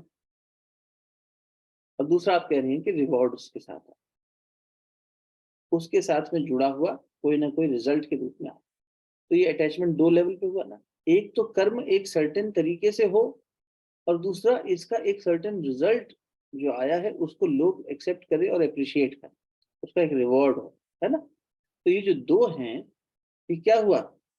अटैचमेंट का कारण। तो कर्म को त्याग कर दो, अभी मनुष्यों की बात जो आई कि भाई सब कर्म त्याग कर दो और कुछ भी मत करो, तो ये तो प्रैक्टिकल नहीं लगा, करना पड़ेगा। ये कहना कि सिर्फ यज्ञ दान तब करो, तो फिर हम फिर अपने लिए कुछ करेंगे ना करें, यहाँ पे द्वंद आ सकता है, इसलिए उसको साइड में रख दिया था थोड़ी देर के लिए। भगवान नहीं कह रहे अर्जुन तो इतना काम कर, युद्ध करना हिंसक लग रहा है फिर भी करना है, स्वधर्म में क्षत्रिय है, क्षत्रिय तो युद्ध ना करे। भगवान राम जी ने कहा, हाँ, परशुराम जी संवाद में, कि वो कुल पर कलंक है जो क्षत्रिय होकर भी युद्ध ना करे। कुल पर कलंक कह दिया भगवान श्री रामचंद्र जी ने। लेकिन युद्ध कब करना है, किस भाव से करना है, ये तो समझे। परशुराम जी ने ललकारा था ना, राम जी आओ मेरे साथ युद्ध करो। कौन हो तुम, तुमने धनुष तोड़ा, पहले मेरे को हरा के बताओ। बोले मैं आपसे वैसे ही हारा हूँ, मुझे क्यों युद्ध करना आपसे। अंत में परशुराम जी ने कहा कि अरे आपने तो बिना युद्ध किए मुझे हरा दिया, आपकी तो मैं आपको मैं ये भी नहीं कह सकता कि आप युद्ध नहीं कर रहे हो तो आप वो जो है डर गए हो, आप मुझे डरे हुए भी नहीं लग रहे। आपकी शालीनता इतनी ज्यादा मुझे प्रभावित कर रही है, कहीं आप में भय का लक्षण नहीं दिख रहा कि अरे मैं आपसे डर गया, सॉरी सॉरी, गलती से धनुष टूट गया, ऐसा भी नहीं कर रहे आप। और युद्ध के लिए मैं आपको ललकार रहा हूँ, आप उत्तेजित भी नहीं हो रहे। और वही राम है जो जब ताड़का को मारने गए हैं, प्रदूषण को मारने गए हैं, तब उन्होंने कहा है, प्रदूषण ने कहा है अरे जाओ, तुम्हें छोड़ दिया, बस अपनी पत्नी हमें दे जाओ। बोले फालतू की बातें मत करो, युद्ध करने आए हो, क्षत्रिय हो, मैं क्षत्रिय हूँ अभी तो वहां पे भगवान का क्षत्रिय स्वरूप दिखाई दे रहा है। तो कर्म तो हमें करना है, प्रैक्टिकली ये नहीं कहा जा सकता कि ये छोड़ दिया, ये छोड़ दिया, छोड़ दिया, कर्म करना। लेकिन कर्म के पीछे की जो ये दो राग आ रहा है, कहाँ से? मैंने किया है, कर्ता भाव। और ऐसा होना चाहिए, चाहे आप ऑफिस में कर्म कर रहे हो वहां पर, चाहे घर पर हो वहां पर, चाहे संसार के साथ। और इसका एक अपेक्षित रिजल्ट आपने पहले से सोच रखा है, और उस रिजल्ट से भी चिपके हुए। चलो रिजल्ट सोच रखा है का मतलब ये हुआ कि हाँ यार हम ये कर रहे हैं, तो एक्शन का रिएक्शन क्या होगा, एक्शन का रिजल्ट क्या होगा, ये कहीं ना कहीं अनुमान लगाता है मन। व्यवहारिक जीवन में हम ऑफिस का काम कर रहे हैं, हम यहाँ से सब्जी लेने जा रहे हैं, एटीएम जा रहे हैं, कर्म कर रहे हैं ना, प्रैक्टिकल कर्म है ये छोटे छोटे। अब इनको करते समय हम अपेक्षा तो रखेंगे कि एटीएम से सामान निकल आए, पैसा निकल आए, लेकिन वो मशीन खराब है या वहाँ पैसा नहीं है, फंड्स नहीं है, जो भी है, हमारी वहां जाने पर जो स्थिति बनेगी, उसके लिए हम क्या करते हैं, राग कहाँ आ रहा है? Because we are very specifically attached that it has to have this kind of outcome. और जब वो नहीं होता तो मनुष्य क्या करता है, झल्ला रहा है, क्यों? फल की इच्छा थी, और ये जिस तरीके से हो, ये उसके मन में एकदम फिक्स था, ऐसा हो जाए, ऐसा ही हो, इतना ही हो। जब ये बार बार आसक्ति, ये जो अटैचमेंट आता है, तब मनुष्य का जो नित्य कर्म है, ऑब्लिगेटरी कर्म है, वो उसे बांध देता है। जो उसका निषिद्ध तो चलो मान लेते हैं कि छोड़ दिया, नहीं तो उसमें भी फंसाओ तो फिर तो बात ही गलत हो गई। तो निषिद्ध तो नहीं करना, लेकिन काम्य कर्म और नित्य कर्म, हम तो नित्य कर्म में मार खा जाते हैं। करना है, कर्म थोड़ी छोड़ देंगे, अरे जंजाल है जीवन, छोड़ो सब कुछ। फिर व्यक्ति ऐसा रिजेक्शन वाले मोड में आ जाता है, सेल्फ रिजेक्शन मोड में, कि जीवन सब बर्बाद है, जीवन का तो कोई लेना देना नहीं है, सब कुछ वैसे चल रहा है, उठा ले भगवान बस, छोटी छोटी चीज में खिटपिट खिटपिट खिटपिट खिटपिट। ये क्या हो रहा है? ये आसक्ति की वजह से हो रहा है, क्योंकि मैं चाहता हूं कि मेरे प्रति ये व्यवहार सामने से आए, this is the reward of my action. मैं चाहता हूं कि मेरे वे किए हुए कर्म को एक्नॉलेजमेंट मिले, मैं चाहता हूं कि मेरे किए हुए कर्म में कुछ इस तरह का रिजल्ट ये इस तरह से पूरा हो। ये जो मैं पना है यही तो राग पैदा कर रहा है, मैं और मेरा, अहंता और ममता। तो राग है कहाँ एक्शन में, राग यहाँ है। तो फिर करना क्या है, अटैचमेंट छोड़ना है, कर्म तो थोड़ी छोड़ना है, कर्म तो करना ही है। संसार में अपना कर्म करते हुए भगवान कह रहे हैं कि मेरा ये उत्तम मत है, निश्चित किया हुआ उत्तम मत है। ऐसा भी नहीं कि मेरा ये मेरा मत है, मैंने निश्चित करके देख लिया है, ये सारे जो अलग अलग ओपिनियंस है इनको अंडरस्टैंड करके देख लिया और तेरे सामने भी रख दिया है। अब तू उन ओपिनियंस में से कुछ पिक करना चाहे तो तेरी इच्छा, लेकिन मेरा निश्चित मत तो ये है। अब यहाँ पर एक कला है सामने वाले पर छोड़ देने की भी, कि अगर तेरा इसमें निश्चित, मेरे निश्चित मत में तेरा मत मिलता है तो तू ये कर ले, छोड़ के जाना है अभी छोड़ के चला जा।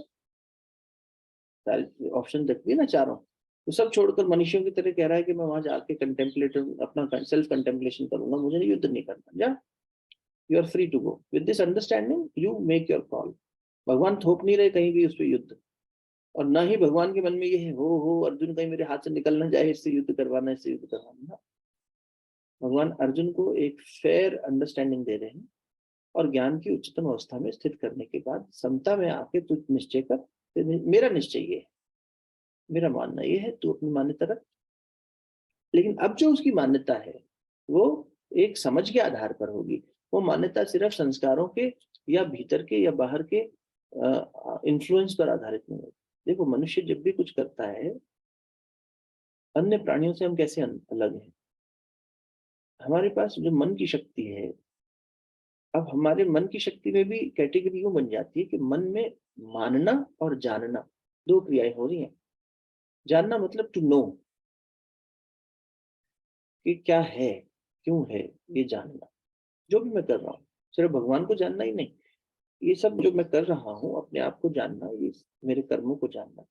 और एक हो गया मानना। फॉर एग्जाम्पल हम छोटे थे तो हमारे माता पिता हमसे कहते थे, या हम अपने बच्चों से कहते हैं तुम हमारी बात नहीं मानते हो, या हम सम्मान में, प्रेम में, श्रद्धा में गुरु की बात मान लेते हैं, ग्रंथ की बात मान लेते हैं, बहुत सारी चीजें मान के भी करते हैं, है ना, कि हाँ हमारे हमारी इसमें मान्यता है, हमारी मान्यता ऐसी है, हमारे मन की धारणा ऐसी है, तो हमारी श्रद्धा है इसलिए हमने इनकी बात मान ली। जैसे विवेकानंद जी को पढ़ रहे हैं, वो क्या कहते हैं, मैं रिजेक्ट नहीं कर रहा, पर मैं मानूंगा तभी जब मैं जान लूंगा कि परमात्मा है, जब मैं जान लूंगा कि ठाकुर अवतार है। बाकी गिरीश चंद्र घोष कह रहे हैं ये अवतार है, संसार में कोई और कह रहा है, ठीक है आपकी इच्छा है, मैं रिजेक्ट नहीं कर रहा, I am not disregarding your opinion, disrespecting your opinion. मैं सिर्फ इतना कह रहा हूँ, जब मैं जान जाऊंगा तभी मानूंगा। मैं सुनी सुनाई पे, पढ़ी पढ़ाई पे नहीं विश्वास करूंगा, या अविश्वास भी नहीं करूंगा। हाँ हो सकता है ये हुआ हो, लेकिन मेरे साथ अभी तक नहीं हुआ, मैं इसका अनुभूति करके ही निश्चय करूंगा। तब जब वो है तो एकदम निश्चयात्मक स्थिति में पहुंच गए। फर्क है ना। तो हम क्या करते हैं, बहुत बार चीजों को, बहुत सारी ऐसी चीजें भी मान बैठते हैं जिनकी आवश्यकता ही नहीं थी, मान्यता ही तो है, वो एजम्पशन कह लो, चलो ज्यादा अच्छे समझ में आ जाएगा कि we assume and we perform. So when we assume and perform, chances of we falling or failing are very much there. लेकिन जब हम नोइंग के लेवल पे, किसी चीज को जान लेने के लेवल पर प्रोसेस करते हैं, ये स्थिति मनुष्य के पास है, अन्य प्राणियों के पास नहीं है, कि वो ये जिज्ञासा की स्थिति में चीजों को जानना चाहे, हस्ती क्या है, चौकोर है क्या, गोल है क्या, नहीं गोल नहीं है, ओवल है क्या, ये सब जानना। ये नीचे क्यों गिरा, ये ऊपर क्यों नहीं गया, ये जानने की इच्छा ही हुई होगी ना। हम क्या आसमान में उड़ रहे हैं, सूर्य उदय और अस्त हो रहा है क्या, या हम घूम रहे हैं इसलिए वो उदय अस्त होता हुआ लग रहा है, वो स्टैटिक है या मूविंग है। ये सब जिज्ञासाएं जब हुई तभी तो जानने की इच्छा पैदा हुई। इस जानने के आधार पर देखो कितना विस्तार हुआ है, चाहे अंतर का हो और चाहे बाहर का हो, कहीं का भी विस्तार देखो, ये जानने की जिज्ञासा के आधार पर ही हुआ। बच्चे के अंदर ये इनबिल्ट होती है।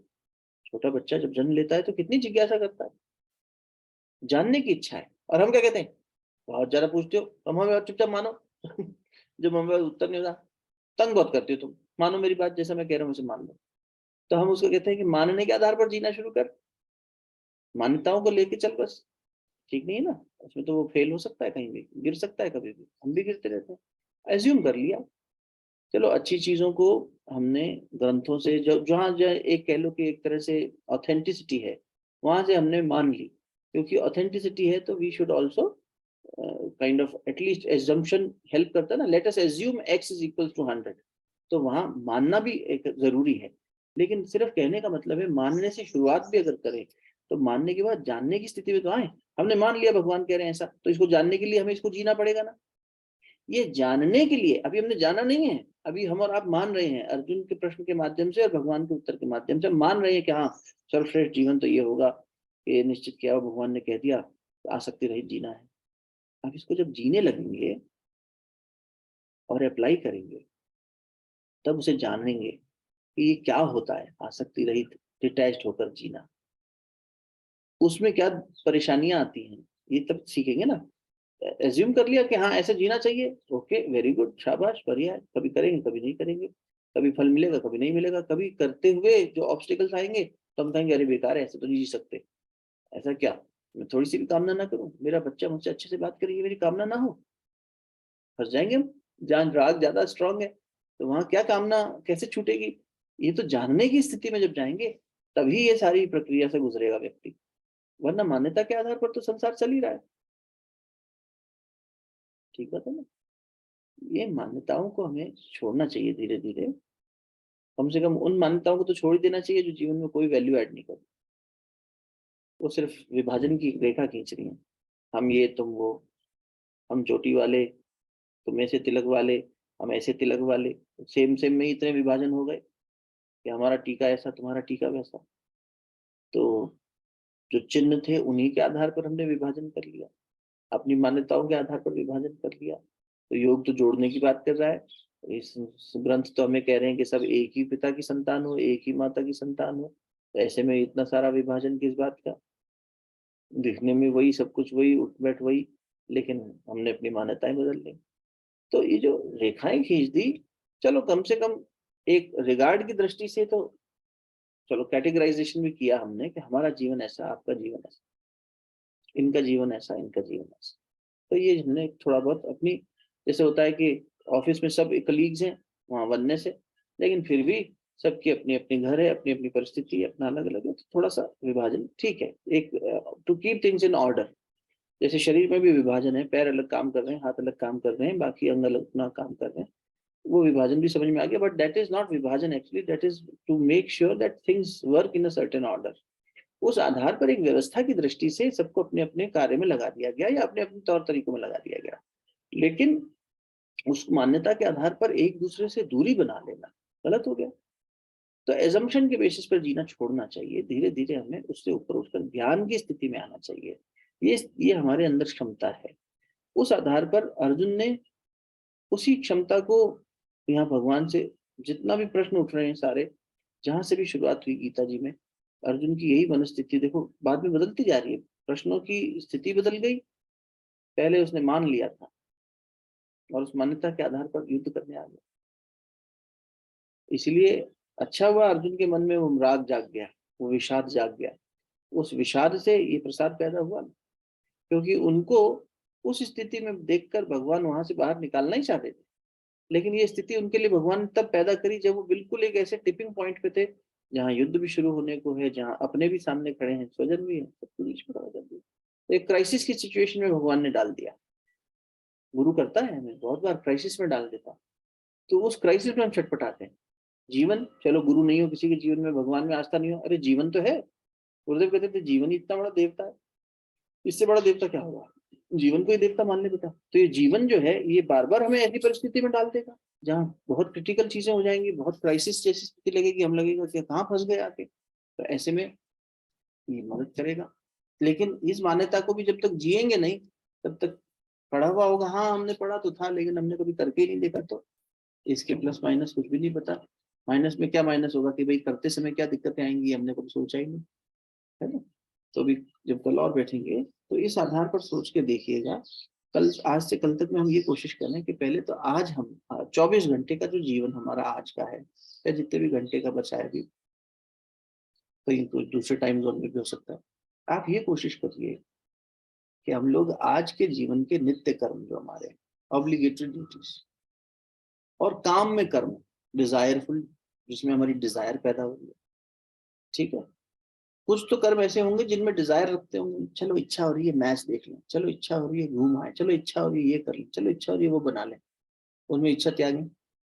और जो अगर बहुत संयमित जीवन जी रहे हो, यदि हमारी तो ऐसी कोई खास इच्छा के पीछे हम भागते नहीं, ये खा ले, ये बना ले, ये कर लें, ये देख ले, मनोरंजन कर लें, फालतू की चीजें, हम तो भाई सृजनात्मक में लगे रहते हैं, अच्छे में लगे रहते हैं। तो फिर हम ये चिंतन करें कि काम में कर्म तो हम कर नहीं रहे हैं चलो ज्यादा, लेकिन नित्य कर्म में भी तो कामना लेके कर रहे हैं, उसको कहीं ना कहीं छोड़ना शुरू करें। ये ऑब्जर्वेशन करना शुरू करेंगे, तब सार्थक होगा पढ़ने। तो छूटने लगे, मन अभी कामना कर रहा है तो छोड़ सकते हैं, बार बार चिंतन करें, हो जाएगा। तो ये मनन चिंतन करने की दृष्टि से ही तो मनीषी बनेंगे। फिर मनीषी क्या कर रहे हैं, बार बार उसको कंटेम्पलेशन कर रहे हैं, वहीं से साधना और गहरी हो जाएगी। फिर ज्ञान तप यज्ञ इस इत्यादि का भेद समझ में आया चाहे ना समझ में आया, लेकिन करना तो मूल में वो क्या कह रहे हैं योगेश्वर, कि भाई मेरा निश्चय ये है। इन सारों में एक ही बात तो आई, चाहे यज्ञ दान तप के अंदर तामसिक राजसिक और सात्विक, हर एक में यही बात कही गई। फल की इच्छा त्याग दो, फल की इच्छा त्याग दो तो राजसिक छूट जाएगा, दूसरे के अहित की इच्छा त्याग दो तामसिक छूट जाएगा, और सिर्फ करने के लिए कर्तव्य भाव से करते चलो, कि करके आनंद लो, बस ये सात्विक हो गया। भगवान से जुड़ के करो। तो अब जब मैं अपना नित्य कर्म आसक्ति से यानी अटैचमेंट से जुड़ के करूं, ऐसा ही होना चाहिए, मैंने ऐसा सजाया था ऐसा ही रहना चाहिए, मैंने ऐसा किया था वैसा ही होना चाहिए, और इसका रिजल्ट भी आना चाहिए, रिवॉर्ड भी मिलना चाहिए, तब तो कलेश है, अंदर भी कलेश है, बाहर भी कलेश हो जाएगा। ऑफिस हो केओस हो जाएगा, घर है केओस हो जाएगा, अड़ोस पड़ोस से हो जाएगा, इन्होंने गाड़ी ऐसी खड़ी कर दी, इन्होंने वो ऐसा कर दिया, ट्रैफिक में चिक चिक करेंगे, पेट्रोल पंप पे खड़े होंगे वहां चिक चिक करेंगे, हर जगह चिक चिक करेंगे। क्यों? राग आसक्ति, फिर चिड़चिड़ापन इरिटेशन बढ़ता चला, क्रोधात भगवती सम्मोहा, बुद्धि नाश स्मृति नाश सर्वनाश, सब हो जाएगा। और यही व्यक्ति वहीं संभल जाए, और अगर राग थोड़ा सा कम करने लगे तो उसका नित्य कर्म भी सुंदर हो जाएंगे, और कामनाएं शांत होते होते उससे यज्ञ दान और तब भी अच्छे से होने लग जाए। समझ में आ गई? मुश्किल तो नहीं था। कल और बैठेंगे तब आगे बात करते, शांति पाठ करते, शरीर को स्थिर कर। अंकुर जी, छोटा सा सवाल पूछ सकता हूँ? हाँ जी जी मामा।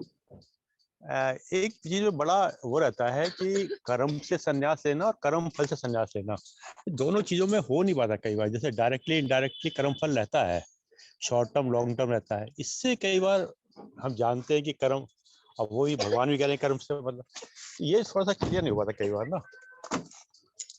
नहीं, एक तो हम आपका प्रश्न मैं फिर से मेरा प्रश्न है, एक तो कर्म से संन्यास लेना, कर्म से संन्यास लेना वो तो हो नहीं सकता, और एक है एक कर्म फल से संन्यास लेना।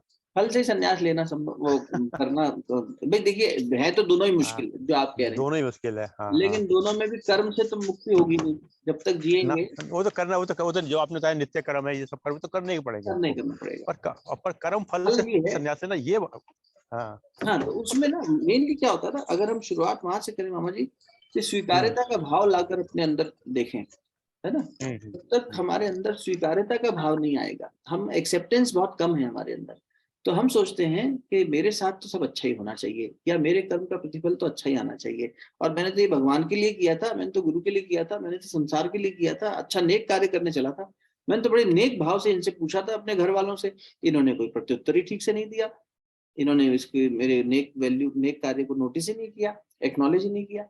तो हम उस समय पर उस तटस्थता में आ नहीं पाते।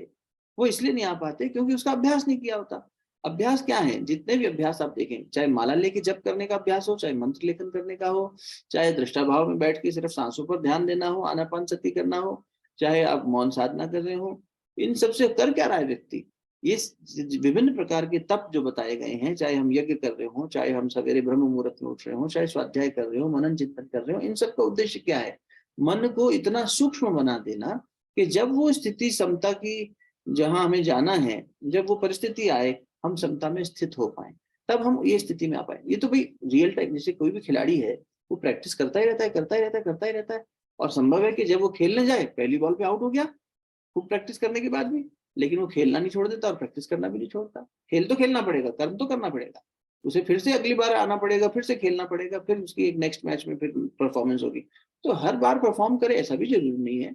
परफॉर्मेंस में हम कभी डिगेंगे, लेकिन बार बार करते रहने से होगा क्या, हमारा और सतोगुण में प्रवेश होता चला जाएगा, और ऐसी स्थिति आ जाएगी जब हम कर्म को कर्ता भाव से मुक्त होकर कर पाएंगे।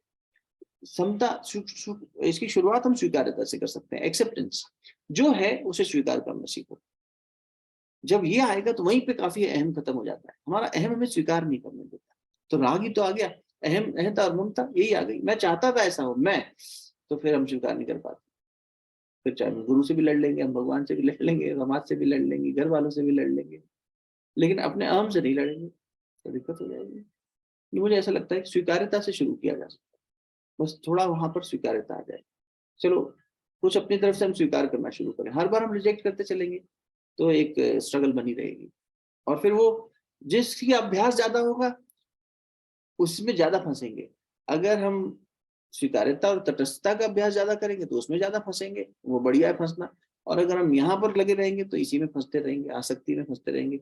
वैसा ही हमारा व्यवहार, वैसा ही चिंतन, वैसे गुण कर्म स्वभाव होते चले जाएंगे। ऐसा मुझे लगता है, क्योंकि अभ्यास तो जरूरी है, बिना अभ्यास के तो नहीं बढ़ेंगे आप। और वो अभ्यास इन सारे टूल्स के माध्यम से, जितने भी हमारे योगियों ने, गुरुजनों ने बताए हैं, वो टूल्स के माध्यम से ही। भाई एक सुंदर सा आदमी भजन गा लेता है, कोई भगवान की स्तुति सुन लेता है, तो कई बार उसके अंदर, कभी कभी कुछ लोगों में, कुछ तो ऐसे भी होते हैं जो भगवान के मंदिर में सबसे पहली आरती करने के नाम पे कुछ चढ़ावा चढ़ा के खुद का अहम प्रदर्शित करते हैं। तो ऐसा जरूरी नहीं कि भगवान के नाम से हर एक के अंदर वो भाव जाग जाएगा, पर कुछ ना कुछ तो हलचल होती ही होती है। तो इसलिए करते रहना चाहिए, करते करते अभ्यास और वैराग्य दो ही गुण है, दो ही सूत्र है ना। आज के लिए शांति पाठ करते हैं।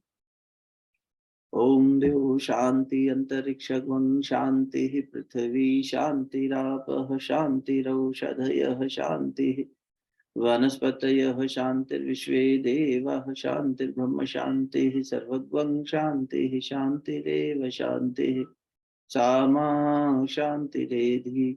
ओम शांतिः शांतिः शांतिः सर्वारिष्टसु शांतिर्भवतु। ओम नमोस्तु अनंताय सहस्रमूर्तये सहस्रपादाक्ष शिरोरुभावे सहस्रनाम्ने पुरुषाय शाश्वते सहस्रकोटियुगधारिणे नमः। दोनों के लिए अच्छे से आपस में मलिए। प्राप्त हुई दिव्यता को मुखमंडल पर, हृदय स्थान पर स्पर्श कराए। बहुत बहुत धन्यवाद। राम राम।